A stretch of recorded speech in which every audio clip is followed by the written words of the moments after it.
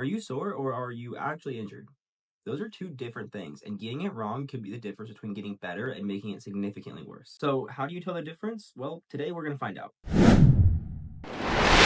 Chances are, if you've been inside the gym or just active in general, you've probably felt soreness. It's almost impossible not to. And the only way to completely avoid it is by hitting the subscribe button. DOMS, or delayed onset muscle soreness, is usually what we think of when we think of being sore. And this isn't a big deal. DOMS is usually going to be felt as a dull, achy, or burning sensation. You might have some muscle tightness that's associated with it, and this soreness is going to come on fairly gradually. And this soreness will usually take about a day since you last trained that muscle to really start to hit. It'll usually peak within 48 hours, and by day 3 it will subside. We're not exactly sure what causes DOMS. There are a few theories out there, but what we do know is that it's going to be hitting after increased volume, increased weight, or adding a new movement. Something where you're adding more activity than you're used to. So for example, if you just added kettlebell swings, you may have some soreness in your glutes if you haven't been hitting your glutes as much. And another key to DOMS is that it actually gets better with activity. And generally it's gonna be okay to work out with. If you're having really bad soreness, it might be a good idea to skip that muscle group. So for example, if your quads are really sore from your last workout,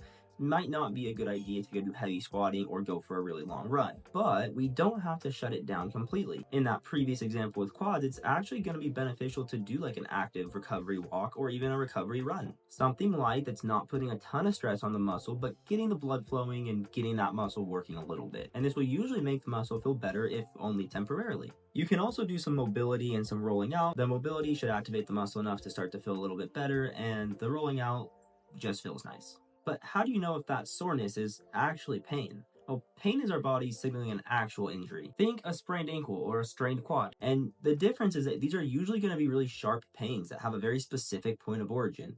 So if you sprained your ankle, you'll usually be able to tell it's at your ankle and not radiating too much out. It's also usually going to be from one specific incident and not brought on gradually. It's going to be a sudden pain. And this pain, it worsens with activity. If you sprained your ankle, it's going to hurt a lot more to go for a run, and a run is not going to make your ankle feel any better. And depending on the extent of the tissue damage is going to determine how long it's going to be. The worse the tissue damage, the longer you're going to hurt. And when we feel this pain, we need to shut that injury site down completely. Our tissue is going to need time to recover before we go put more stress on it. And so in this case, we don't want to aggravate that injury site any worse. So we want to do a complete shutdown of that site for a few days. We want to stop lifting, especially something that's going to hit that spot. So if it's lower body, then we're not going to want to go hit legs or go for a run. We're going to want to shut down and let it heal.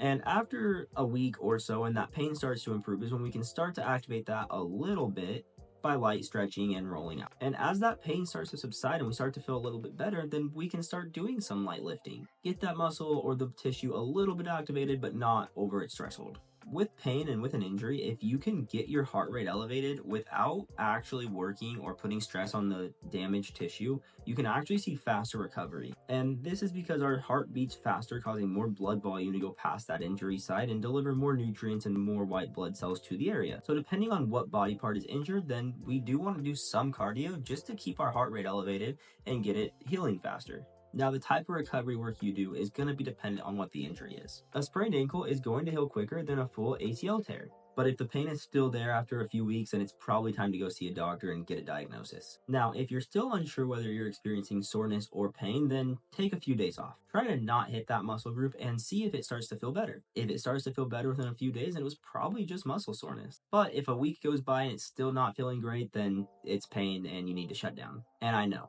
I hate shutting down and taking weeks off as much as anybody. But sometimes it's worth it. I have to constantly remind myself that it's better to miss just a few days than it is to miss multiple weeks or even a few months. And typically, even if it's just muscle soreness, you're gonna come back stronger after those few days off anyways. So save this video for the next time you're experiencing soreness or pain and you're not sure which one and you want a checklist to see what it is. And while you're at it, like this video and subscribe to my channel for breakdowns like this. And if you have any questions, then leave a comment and I'll make sure I get back to you and might even make a full video about it. And if you don't have a comment but you do have some advice for people watching this, then comment that as well. The more advice out there, the better. And if you don't have a question and you don't have any helpful advice, then I guess comment your favorite lift. Let's build something great.